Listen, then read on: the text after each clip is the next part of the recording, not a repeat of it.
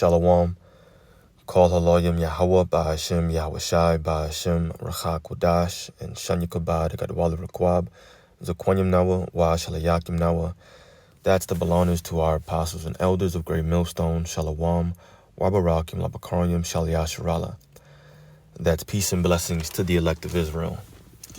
So what you're looking at is a still picture from a video that has in it Robert Kiyosaki. A lot of you guys are familiar with that name. He's one of the co-founders or co-authors, I guess, of Rich Dad, Poor Dad, one of the most studied and I guess I'll use the word notorious books on wealth management.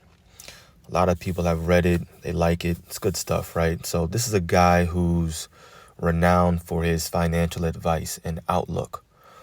So in the title, it says U.S. in quotation marks serious trouble, because that's the wording that he uses in the video.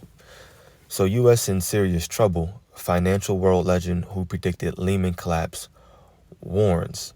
So if a guy like this is talking about how America is in big trouble or serious trouble, then of course it's worth checking out and hearing what he has to say. Now we bring these things out because of course it lines up with the scriptures, and just to show you that what's written over 2,000 years ago is playing out today, and that's what's called prophecy. So what I'm going to do is hit play. I'm going to see if I can find the point in which he starts talking about the economy. We may have to skip past an ad really quickly, so just bear with me through all of that. Let's see where we start at. Get private insurance out of health insurance. Bernie Sanders has a radical plan. Government control of your pharmacy 30-second benefits. ad. $7,000, $8,000 more in So taxes. bear with me. So why through are this. some Republicans following Bernie? I am not denying we're going to spend a lot of money. Bernie's socialist bill guts your pharmacy benefits. Yeah, and he's talking about limits the drug debt. choices, Rich and Dad increases Company costs, co-founder putting us Robert one step Kiyosaki closer argues to the government U.S. is in controlling your serious health trouble care. financially Call today and tell because them of to the debt oppose load. Bernie's So government much debt takeover of your that pharmacy America can't work benefits. its way out of it. All right, on this, our last So let's trading turn this day back of the up. month, we've been telling you how well stocks are doing. Gold just down a little bit today, but Okay. last year when we had a I'm month, gonna just keep fast forwarding. Back on. Thank gold you, bad Neil, for look, you Get know, to the good cheapening stuff. it to say business from Neil's we have back in 1970 and printing, and all you do is look at history standard, All right, the here we Treasury, go. and one at the Fed, and America is broke right now. Let's go back. Biggest problem, Neil's, we have the three stooges, you know, one in the presidency, one in the Treasury, and one at the Fed, and America is broke right now. And we saw that coming back in 1971. You know, Nixon took the dollar off the gold standard, and then this became trash. And so they just kept printing and printing and printing. And all you do is look at history. Every time they printed money, the empire went down. And I hate to say this because, I love America, but America is in serious trouble financially because of the debt load. The now, we've biggest had that problem debt is load today. a while, Bob, and I know you've been worried about it. A lot of people said, yeah, I listen to Bob all the time, great writer, great thinker, but he's wrong on this. Look at our markets. Look at the fact that the world still invests in us. They buy all of this debt. You say what? Well, I say that we're turning Japanese, and I'm Japanese, so I can say that, you know. I mean, I don't know how Japan gets away with it. But anyway, I think it's kind of entertaining because, well, you know, in 1972, I was flying this thing, helicopter gunship in Vietnam, and I flew behind enemy lines after Nixon took the dollar off the gold standard to buy this here. And I paid $50 for it. And today it's worth $2,000. Wow. So ever since then, I've been a gold nut just because this is fake money. This is fake. But it's been around. That money's been around long. A lot of people are afraid of investing in metals and all. They could be part of the equation. They don't want it to be the whole equation. I'm just curious then, in this environment where it looks like inflationary pressures are at least coming off their highs, it's not as if inflation's gone away, that some people say is one of the things that hurt. All right, we'll pause right there because that was basically the meat and the potatoes. He said America is now bankrupt. You know, the dollar is trash is what he said. It's not worth anything. Ever since Nixon took the dollar off the gold standard, the paper money became obsolete. There's no value to it. And of course, we live in an economy where the leaders of this place, they get into debt, they print more money. Get into more debt, they print even more money. And that's making a big, big problem in the financial world for this place. So America is basically going down a hole, falling down a hole where they can't dig themselves out of. That's what Robert Kiyosaki is saying because of the debt load. And that basically goes into exactly what the scriptures say will be happening to America, or Babylon is what it's being referred to right here in these end days. So Jeremiah 51 verses 8 and 9, we'll read this in the NLT. Now remember here, this is an end time prophecy. Babylon right here is being referred to as, or America is being referred to as Babylon.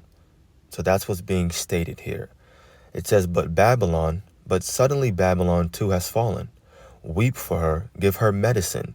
Perhaps she can be healed. So do something. Create these stimulus packages. Pass other different laws. Work out some kind of agreements with other countries. Do something. Perhaps she can be healed. Verse 9. We would have helped her if we could, but nothing can save her now. Let her go. Abandon her. Return now to your own land, for her punishment reaches to the heavens. It is so great, it cannot be measured. So just like it said, let her go. There's nothing that can save Babylon the Great now. Why? Because the Heavenly Father wrote it, or he said it rather, and it's been prophesied that this place will go down. There's nothing that anybody can do, no rulers, no president, no laws, nothing that Congress will pass is going to stop prophecy from taking place. And that's why we say there will be some form of economic collapse, some form of recession, an even greater depression than what they saw in the 1920s, late 1920s, I guess. It's going to be far worse because the Bible says that.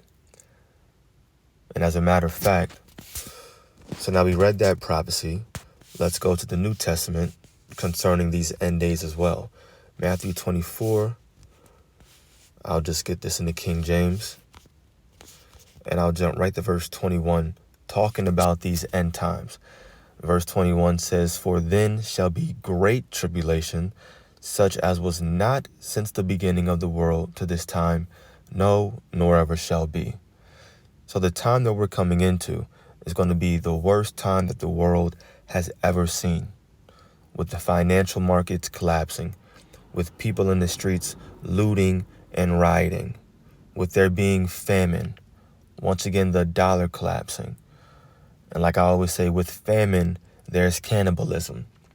It's going to be the worst time that we've ever seen. So this financial collapse, or this economic collapse, coincides with the day of the Lord. It's going to be a very perilous time. Now, since the topic is America or Babylon the Great not being able to recover, all we're going to do is go simply to Revelation, the 18th chapter, and link up what we just read in the book of Jeremiah. So that was a prophecy in the Old Testament. Now, in case you're saying, well, it's the Old Testament, let's go to Revelation 18, verse 1, and we're basically going to read the same exact narrative. Remember, the book of Revelation is about things that will be revealed. We're living in the end days where chapter 18 will play out soon. So Revelation 18 verse 1 says, and after these things I saw another angel come down from heaven saying, or having great power, and the earth was lightened with his glory. And he cried mightily with a strong voice, saying, Babylon the great is fallen, and has become the habitation of devils, and the hold of every foul spirit, and a cage of every unclean and hateful bird. And as a matter of fact, in the book of Jeremiah, it says the same thing, how America will basically become a wasteland or a desert land, where there's just going to be unclean animals, fowls, birds, animals of that sort living in this place. There won't be one single person that will inhabit, if that's the word, live basically in Babylon the Great after it's destroyed.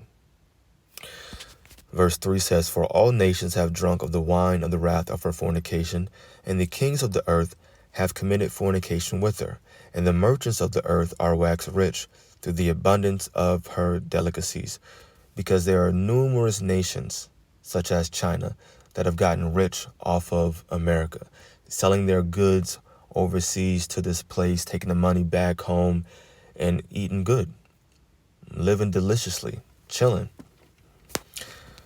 That's why their economies are going to go down with this place as well." Now, verse 4 says, "And I heard another voice from heaven saying, Come out of her, my people, that ye be not partakers of her sins," that's the elect being delivered, "and that ye receive not of her plagues."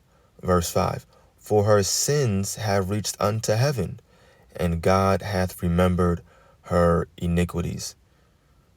Didn't we read that same thing in the book of Jeremiah? Let me go back. Let's go back and read it. Jeremiah 51. Remember, Babylon is suddenly fallen, so on and so forth. In verse 9, we would have taken balm for her, so on and so forth. Now, right here, it says, "For her judgment reacheth unto heaven, and is lifted up even to the skies." This Babylon that we're reading about in Jeremiah, and this Babylon, the Great, in chapter 18, is the same place. They're both talking about end-time prophecies referring to America right now. "For her sins have reached unto heaven, and God hath remembered her iniquities." So there's no coming back. This place is falling. It's falling.